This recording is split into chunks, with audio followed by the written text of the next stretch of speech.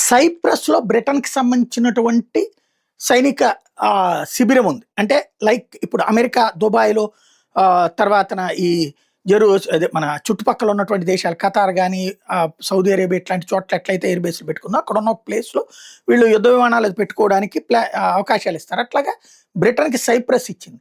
మొన్న వేల కిలోమీటర్ల దూరంలో ఉన్నటువంటి బ్రిటన్‌కి సంబంధించినటువంటి బేస్‌ని ధ్వంసం చేసింది ఇరాన్. వాస్తవంగా యుద్ధంలో బ్రిటన్ పార్టిసిపేట్ చేయట్లేదు. బ్రిటన్ రెస్ట్‌కి ఇస్తాం గానీ మిగతాది ఇవ్వనంది. చివరికి యుద్ధానికి బేస్‌గా వాడటానికి వీల్లేదండి. అందుకని అసలు అమెరికా అధ్యక్షుడు ట్రంపు బ్రిటన్ మీద ఆగ్రహం వ్యక్తం చేస్తున్నాడు. స్టార్మర్‌ని తిట్టిపోస్తున్నాడు. యుద్ధంలో మాకు సహకరించనంటున్నాడు. ఇట్లాంటోడిని నేను ఎక్కడా చూడలేదు. ఈళ్ళేమో ఇరాన్ వాళ్ళని తీసుకెళ్లి సైప్రస్‌లో ఉన్నటువంటి బ్రిటన్ ఎయిర్ బేస్‌ను ధ్వంసం చేసి వదిలిపెట్టారు. అయినా కూడా బ్రిటన్ ఏమీ ఇక్కడ ఇన్వాల్వ్ కావట్లేదు. దాడికి ముందుకు రావట్లేదు. పైగా బ్రిటన్ ఇప్పుడు వెళ్లి అక్కడ ఎంత లాస్ అయిందో చెక్ చేసుకునే పనిలో ఉంది.